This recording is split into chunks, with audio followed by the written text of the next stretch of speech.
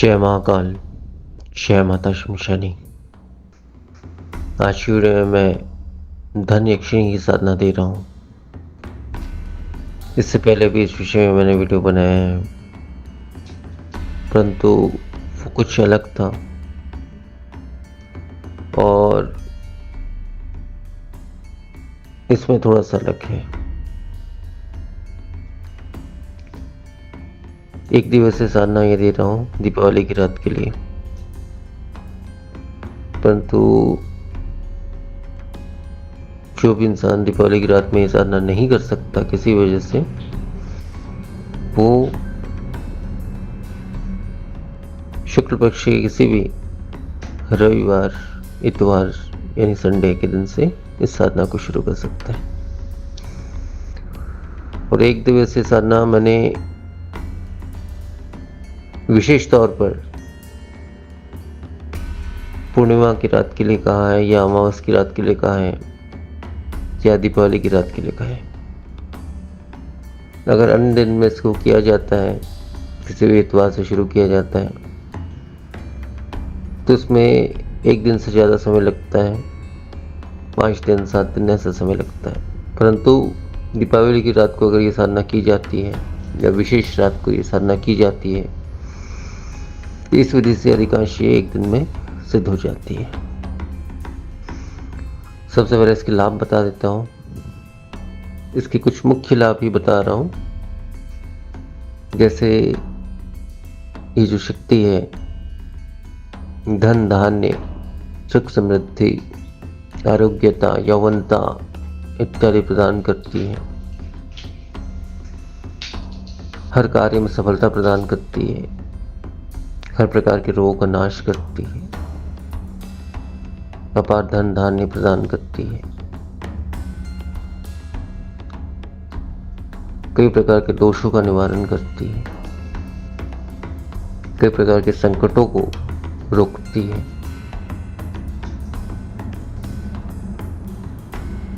वैसे तो बहुत से लाभ हैं। धन यक्षिणी को अधिकांश धन के लिए ही पूजा जाता है। वैसे तो अधिकांश लोग धन के लिए इसकी साधना को करते हैं, परंतु इसके अलावा भी बहुत से इसके लाभ हैं। रुके हुए काम को ये शुरू करवा देती है। धन के आने के बहुत से मार्ग खोल देती है। जरूरत पड़ने पर ऐसे साधक को धन इत्यादि, स्वर्ण इत्यादि भी प्रदान करती है। इत्यादि बहुत से लाभ हैं। मुख्य लाभ मैंने बता दिया। इस वजह से इस साधना को की जाती है। तो दीपावली की रात के लिए ये साधना अगर आप करें इस विधान से, तो अधिकांश एक रात में ये साधना सिद्ध हो जाती है। परंतु अगर आप अन्य दिनों में करें, पूर्णिमा से करें या इतवार से करें, तो ये जो साधना है इसमें समय ज़्यादा लगेगा। 5 दिन 7 दिन 9 दिन ऐसा समय लगता है। परंतु यहाँ पे एक दिवसीय साधना जो मैं कह रहा हूँ वो दीपावली की रात के लिए कह रहा हूँ। तो अब साधना का विधि मैं बता देता हूँ। साधना विधि इस प्रकार से होगा। दक्षिण दिशा में आपका मुख रहेगा। एकांत कमरा, एकांत स्थान में साधना करनी है। दक्षिण दिशा में आपका मुख रहेगा। दक्षिण दिशा में एक लकड़ी की चौकी बिछा लें। उसके ऊपर में नया एक हरे रंग का वस्त्र बिछा लें। उसके ऊपर जो है एक तांबे का पात्र आपको रखना है, और पात्र में विशेष शब्द लिखना है। उसमें लाल अक्षर से ये शब्द लिखना है, ओम कुबेर देवताय नमः। देखिए, जो यक्ष और यक्षिणी होते हैं, इनका जो राजा जिसको माना जाता है वो कुबेर देव है। और कुबेर देव की आज्ञा से जो है यक्ष यक्षिणी की साधना बहुत ही जल्द और शीघ्र सिद्ध होती है। इसलिए सर्वप्रथम जो तांबे का पात्र आपने स्थापित किया है उस हरे कपड़े के ऊपर में उसमें कुबेर जी का मंत्र आपको लिखना है, ओम कुबेर देवताय नमः या ओम कुबेर देवताय नमो नमः, इतना लिखना है। उसके नीचे एक लाइन में आपको ये लिखना है, उसके नीचे आपको धंधा,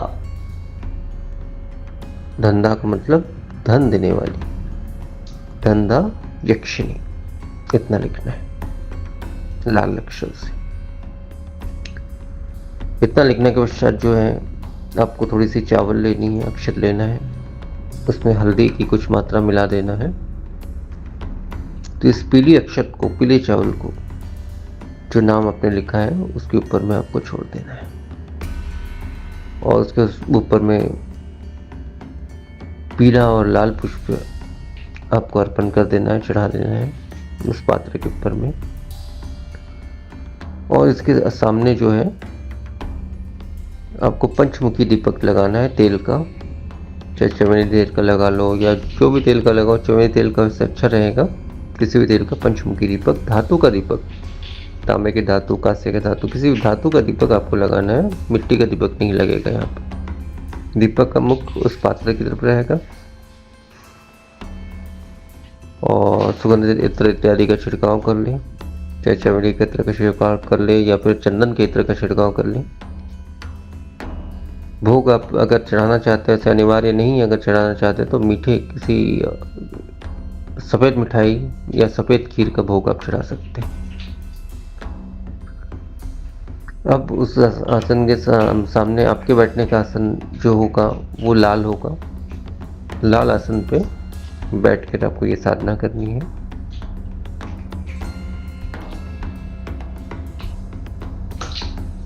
पूर्ण स्वच्छ होकर स्नान इत्यादि करके पवित्र वस्त्र धारण करके साधना करना है, शुद्ध भोजन इत्यादि शुद्धता रखनी है, पूर्ण ब्रह्मचार्य नियम का पालन करते हुए मानसिक और शारीरिक रूप से इस साधना को करना है। साधना रात्रि 10 बजे के बाद आप कभी भी कर सकते हैं, दीपावली की रात। और अन्य रात में अगर आप करते हैं, जैसे इतवार की रात में, किसी भी दिन अगर आप करते हैं तो रात्रि 11 के बाद इस साधना को करना है। तो इसमें जो है शरीर बंधन अनिवार्य है। शरीर बंधन का मंत्र मैं दे चुका हूँ, उसे शरीर बंधन कर लें। सुरक्षा घेरा आप चाहें तो लगा सकते हैं या नहीं भी लगा सकते, वो आपकी इच्छा है। इसके पश्चात जो है सबसे पहले आपको जो है इसमें गुरु मंत्र, अगर आपके गुरु हैं तो गुरु मंत्र का एक माला आप पाठ कर लें। इसमें रुद्राक्ष की माला या स्फटिक की माला से आप ये साधना कर सकते हैं। कोई सिद्ध माला या प्रांत प्रतिष्ठित माला की आवश्यकता नहीं है। नॉर्मली किसी भी रुद्राक्ष या स्फटिक की माला गंगा जल से आप उसे धो लें, स्वच्छ कर लें, उसके बाद इस साधना को शुरू करें। पहले तो गुरु मंत्र का आप पाठ करें एक माला, उसके पश्चात गणेश मंत्र का, श्री गणेशाय नमः, इस मंत्र का आप पाठ करें। उसके पश्चात जो है कुबेर मंत्र का, ओम कुबेर देवताय नमः या ओम कुबेर देवाय नमः, इस मंत्र का आप एक माला पाठ करेंगे। उसके बाद जो मूल मंत्र मैं दे रहा हूं, इस मूल मंत्र का आप 21 माला पाठ करेंगे।